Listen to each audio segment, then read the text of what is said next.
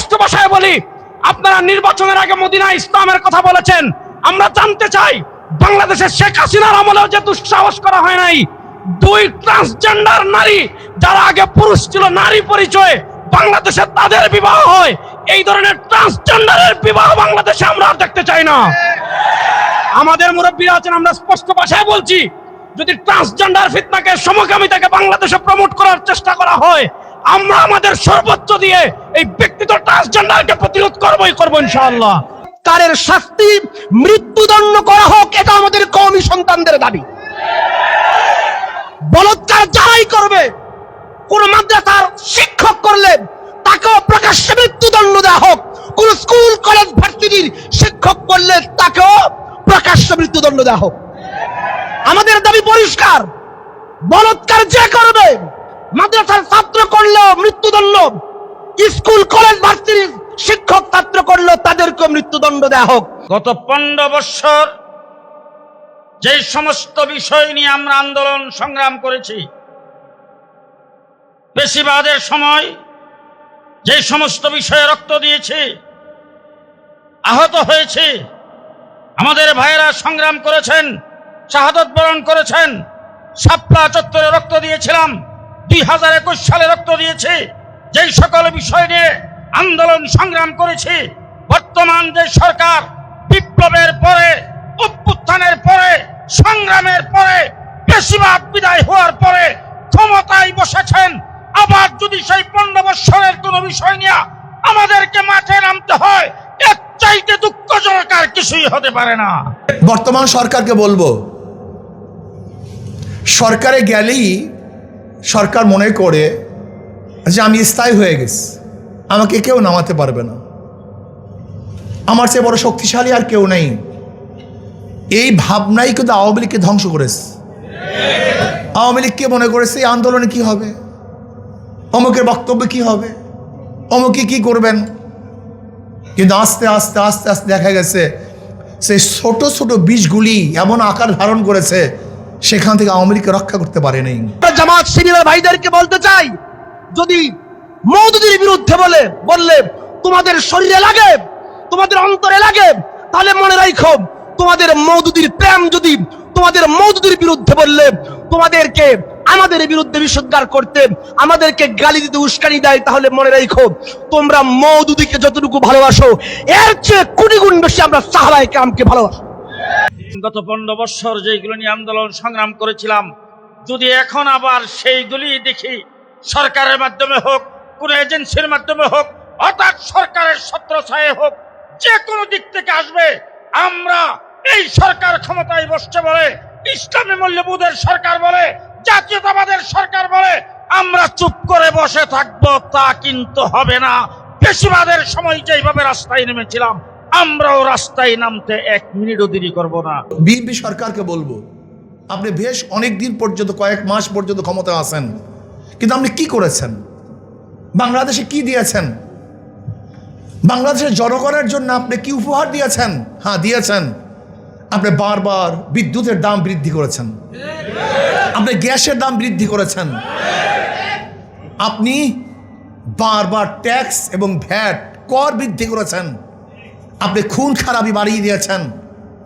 আজকে নারায়ণগঞ্জে একজন ব্যক্তিকে হত্যা করেছে, যেই ব্যক্তি হত্যা করেছে তার বিরুদ্ধে বারবার অভিযোগ আগেও থানায় দিয়েছিল, কিন্তু সরকার কর্ণপাত করে নেই। তা আমি মনে করি প্রশাসন তাকে হত্যা করিয়েছে। যদি খুনিকে আগে থেকে অ্যারেস্ট করতো, তাহলে এই ব্যক্তি খুন হতো না। আজকে বিএনপি সরকারকে আমরা বলবো যে আপনি ট্রান্সজেন্ডার বাস্তবায়ন করবেন, সমকামিতা বাস্তবায়ন করবেন, এক মন্দিরের মধ্যে সমকামী বিবাহ হবে, এই বাংলাদেশের সংস্কৃতি নষ্ট করবেন, ইসলাম ও আকিদার যে ব্যাপারগুলি আছে তার বিরুদ্ধে আপনি অবস্থান করবেন, আর বাংলাদেশের তৌহিদ জনতা চুপ থাকবে, নীরব থাকবে, এটা কোনোদিন হতে পারে না। এটা আগেও হয় নাই, বর্তমানে হবে না ইনশাআল্লাহ।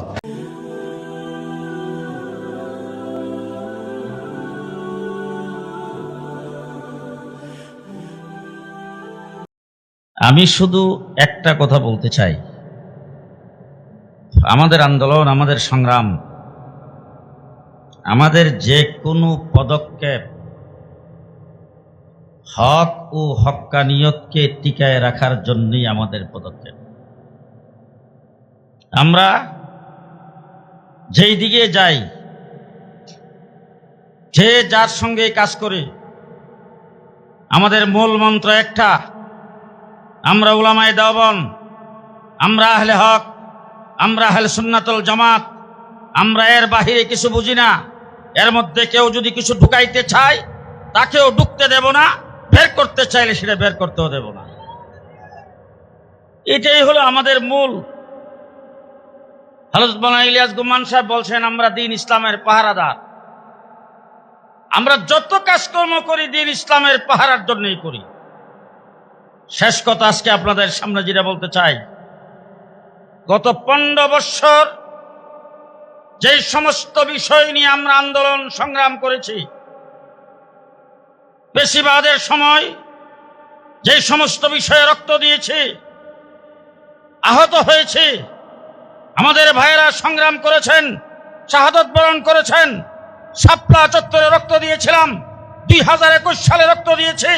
যেই সকল বিষয় নিয়ে আন্দোলন সংগ্রাম করেছি, বর্তমান যে সরকার বিপ্লবের পরে, অভ্যুত্থানের পরে, সংগ্রামের পরে, বেশিরভাগ বিদায় হওয়ার পরে ক্ষমতায় বসেছেন, আবার যদি সেই 15 বছরের কোন বিষয় নিয়ে আমাদেরকে মাঠে নামতে হয়, এর চাইতে দুঃখজনক আর কিছুই হতে পারে না।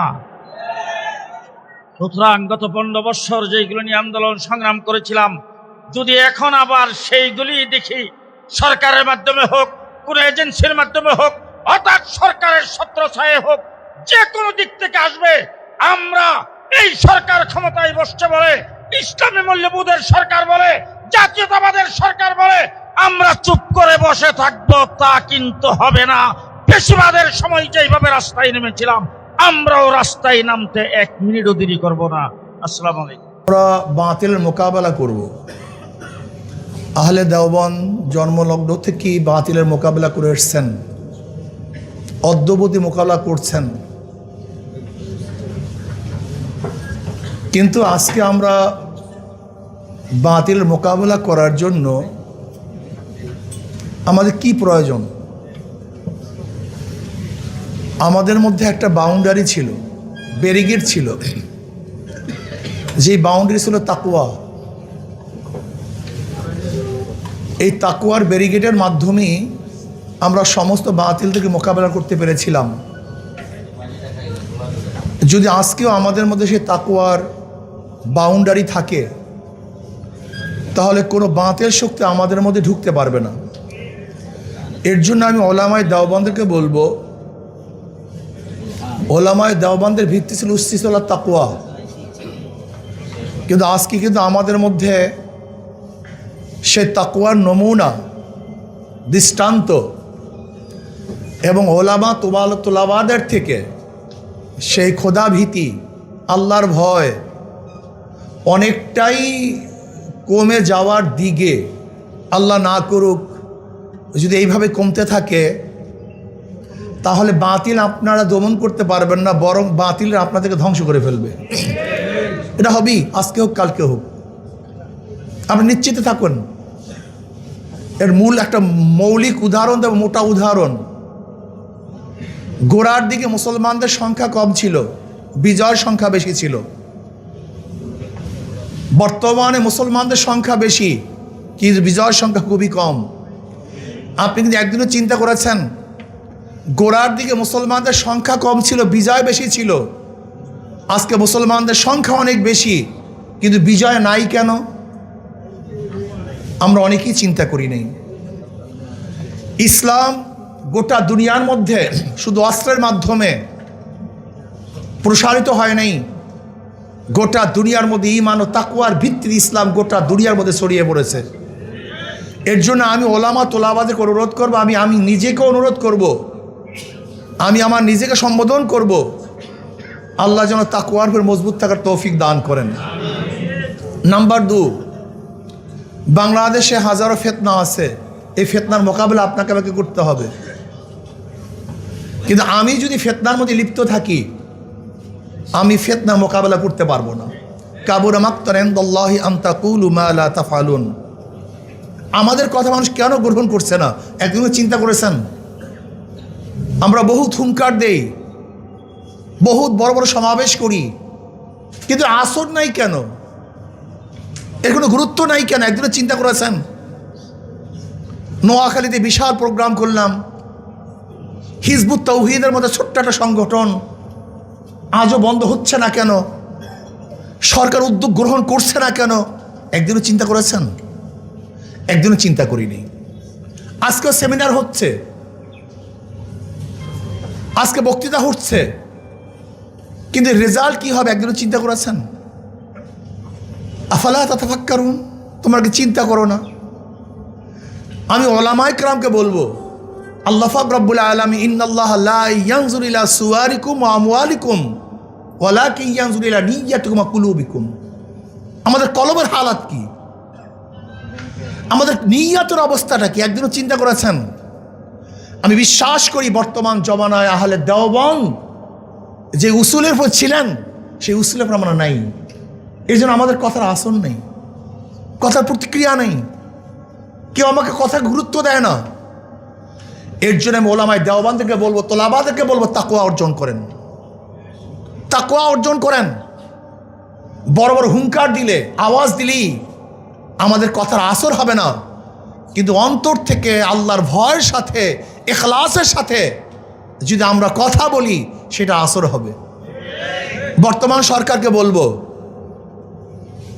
সরকারে গেলেই সরকার মনে করে যে আমি স্থায়ী হয়ে গেছি, আমাকে কেউ নামাতে পারবে না, আমার চেয়ে বড় শক্তিশালী আর কেউ নেই। এই ভাবনাই কিন্তু আওয়ামী লীগকে ধ্বংস করেছে। আওয়ামী লীগকে মনে করেছে এই আন্দোলনে কি হবে, অমুকের বক্তব্য কি হবে, অমুকে কি করবেন। কিন্তু আস্তে আস্তে আস্তে আস্তে দেখা গেছে সেই ছোট ছোট বীজগুলি এমন আকার ধারণ করেছে, সেখান থেকে আওয়ামী লীগকে রক্ষা করতে পারে নাই। আজকে বিএনপি সরকারকে আমরা বলবো যে আপনি ট্রান্সজেন্ডার বাস্তবায়ন করবেন, সমকামিতা বাস্তবায়ন করবেন, এক মন্দিরের মধ্যে সমকামী বিবাহ হবে, এই বাংলাদেশের সংস্কৃতি নষ্ট করবেন, ইসলাম ও আকিদার যে ব্যাপারগুলি আছে তার বিরুদ্ধে আপনি অবস্থান করবেন, আর বাংলাদেশের তৌহিদ জনতা চুপ থাকবে, নীরব থাকবে, এটা কোনোদিন হতে পারে না। এটা আগেও হয় নাই, বর্তমানে হবে না ইনশাআল্লাহ। আওয়ামী লীগ সরকারকে, বিএনপি সরকারকে বলবো, আপনি বেশ অনেক দিন পর্যন্ত, কয়েক মাস পর্যন্ত ক্ষমতায় আছেন, কিন্তু আপনি কি করেছেন? বাংলাদেশে কি দিয়েছেন? বাংলাদেশের জনগণের জন্য আপনি কি উপহার দিয়েছেন? হ্যাঁ, দিয়েছেন। আপনি বারবার বিদ্যুতের দাম বৃদ্ধি করেছেন, আপনি গ্যাসের দাম বৃদ্ধি করেছেন, আপনি বারবার ট্যাক্স এবং ভ্যাট কর বৃদ্ধি করেছেন, আপনি খুন খারাপি বাড়িয়ে দিয়েছেন। আজকে নারায়ণগঞ্জে একজন ব্যক্তিকে হত্যা করেছে, যেই ব্যক্তি হত্যা করেছে তার বিরুদ্ধে বারবার অভিযোগ আগেও থানায় দিয়েছিল, কিন্তু সরকার কর্ণপাত করে নেই। তা আমি মনে করি প্রশাসন তাকে হত্যা করিয়েছে। যদি খুনিকে আগে থেকে অ্যারেস্ট করতো তাহলে এই ব্যক্তি খুন হতো না। আজকে মানুষের জানমালের নিরাপত্তা নেই, আজকে জীবনের অবস্থা খুবই খারাপ, রাস্তাঘাটের অবস্থা খারাপ, বিদ্যুতের অবস্থা খারাপ, গ্যাসের অবস্থা খারাপ, তৈলের অবস্থা খারাপ, মানুষের জীবনযাত্রার অবস্থা খারাপ। আজকে আইনশৃঙ্খলার অবস্থা খুবই খারাপ, খুবই নাজুক। ছিনতাই বেড়ে গেছে, ডাকাতি চুরি বেড়ে গেছে, ধর্ষণ বেড়ে গেছে। এই অবস্থায় একজন সরকার যদি কর্ণপাত না করেন, ওলামায়ে কেরামের আওয়াজকে আপনি গুরুত্ব না দেন, ওলামায়ে কেরামের বক্তব্যকে যদি আপনি কোনো অবস্থারই গুরুত্ব না দেন, তাহলে মনে করতে হবে আপনার ভবিষ্যৎ অবস্থা আমি ভালো দেখছি না, খারাপের দিকে যাচ্ছে। আজকে ওলামায়ে কেরামের দাবি যে এই হিজবুত তাওহীদের নামে যে শয়তানি বন্ধ করতে হবে। গোলাম কাদিয়ানির যে গ্রুপ, খতমে নবুয়াতের যে দাবি, অবশ্যই গোলাম কাদিয়ানির গ্রুপদেরকে কাফের ঘোষণা করতে হবে। আহলে দেওবন্দের মধ্যে যদি কোনো অনুপ্রবেশকারী ঢুকে থাকে, ওলামায়ে কেরামকে ঐক্যবদ্ধভাবে সেটা প্রতিহত করতে হবে। ওলামায়ে কেরাম আহলে দেওবন্দের সূচনার থেকে যে আকীদা বিশ্বাস নিয়ে গঠন হয়েছে, এর মধ্যে অন্য কেউ যদি এই বিশ্বাস এবং আকীদার বহির্ভূত কোনো কিছু ঘটাতে চায়, আমরা কোনো অবস্থাতেই সহ্য করব না, করি নাই, করব না ইনশাআল্লাহ। কাজে আল্লাহ পাক সবাইকে ঐক্যবদ্ধভাবে ঈমান ও আকীদা সংরক্ষণের জন্য একসাথে কাজ করার তৌফিক আল্লাহ পাক আমাদের সবাইকে দান করেন। দেশের শীর্ষ আলেমদেরকে সাক্ষী রেখে আমরা বলতে চাই, বলৎকারের শাস্তি মৃত্যুদণ্ড করা হোক, এটা আমাদের কওমি সন্তানদের দাবি। বলৎকার যারাই করবে, কোন মাদ্রাসার শিক্ষক করলে তাকেও প্রকাশ্যে মৃত্যুদণ্ড দেওয়া হোক, কোন স্কুল কলেজ ভার্সিটির শিক্ষক করলে তাকেও প্রকাশ্যে মৃত্যুদণ্ড দেওয়া হোক। আমাদের দাবি পরিষ্কার, বলৎকার যে করবে, মাদ্রাসার ছাত্র করলেও মৃত্যুদণ্ড, স্কুল কলেজ ভার্সিটির শিক্ষক ছাত্র করলেও তাদেরকে মৃত্যুদণ্ড দেওয়া হোক। এই দাবি তো আমরা তুলেছি।